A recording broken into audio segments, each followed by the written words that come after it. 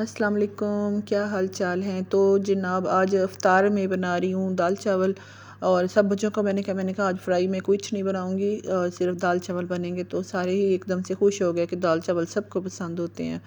تو دال بھگو دیا، اس کے بعد اب دیکھیں کہ کیا میرے ساتھ غلطی ہوئی ہے کہ میں حادثے سے بچ گئی۔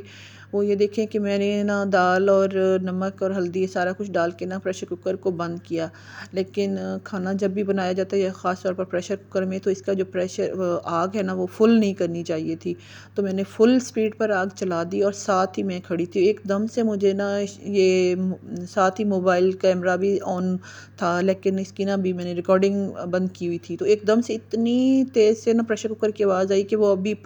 پھٹنے سے پہلے ہی میں نے اس کا چولہا آف کیا اور خود میں باہر کو بھاگی، اور میں اس انتظار میں کھڑی رہی کچن کے باہر دور جا کر ٹی وی لانچ میں کہ بس ابھی پھٹا تو پھٹا۔ لیکن وہ بچت اس طرح ہو گئی کہ میں نے چولہا فٹافٹ بند کر دیا تھا، اور اللہ نے بھی کوئی خاص ہی کرم کر دیا میرے اوپر کہ میں ساتھ ہی کھڑی تھی، اگر وہ اسی ٹائم پھٹ جاتا تو بہت ہی زیادہ نقصان ہو جانا تھا۔ تیز آنچ کی وجہ سے میرے ذہن میں مجھے یہ ہوا ہے کہ جب میں ریکارڈنگ دیکھی ہے تو میں پہلے بھی سوچ رہی تھی کہ میرے سے کیا غلطی ہوئی ہے، پریشر کوکر کے ساتھ کام کرتے ہوئے ایک عمر گزر گئی، کبھی ایسی نہ شکایت ہوئی ہے، نہ کبھی پھٹا ہے، نہ کچھ۔ تو وہ یہ مجھے اپنی غلطی نظر آئی ہے کہ میں نے دیکھے دال تھوڑی تھی اور پریشر کوکر بڑا ہے، اور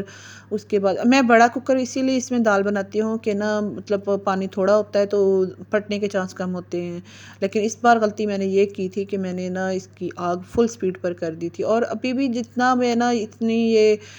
بکھلاہٹ میں اس لیے کام کری تھی کہ صبح صفائیوں کا پروگرام سارا مطلب کام کرتے کرتے جب تھکاوٹ ہو گئی تو میں نے دال بھگو کے تو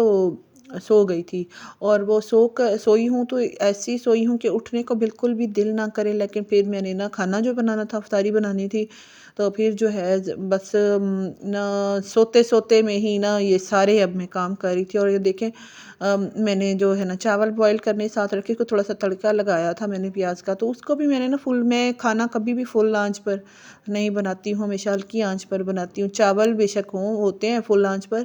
لیکن تقریباً میرا کھانا میڈیم سے لو فلیم پر بنتا ہے۔ جب بھی تیز آنچ پر کھانا بنائے تو کھانا ایک تو گندا بنتا ہے، اور دوسرا اس کا ٹیکسچر وغیرہ خراب ہو جاتا ہے۔ تو اور آج یہ آخری روزے اس لیے بھی میرے ہمیشہ ہی ایسے ہی بکھلاہٹ میں، تھکاوٹ میں، اور پتہ نہیں اس طرح کی، ایک تو آپ کے اوپر شاپنگ کا بوجھ ہوتا ہے، پھر اس کے بعد دوسرا گھر کے کاموں کا بھی بوجھ ہوتا ہے، پھر آپ نے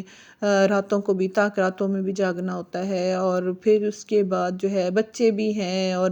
مطلب بہت ساری چیزیں ہم عورتوں کے اوپر ہوتی ہیں، تو افطاریاں بھی بنا بنا بنا کر بس ہو جاتی ہے آخری۔ یقین کریں میرے تو آخری 3 روزے بڑے ہی روزے مشکل نہیں ہوتے ہیں، اللہ کا لاکھ لاکھ شکر ہے، بس یہ افطاری کا ٹائم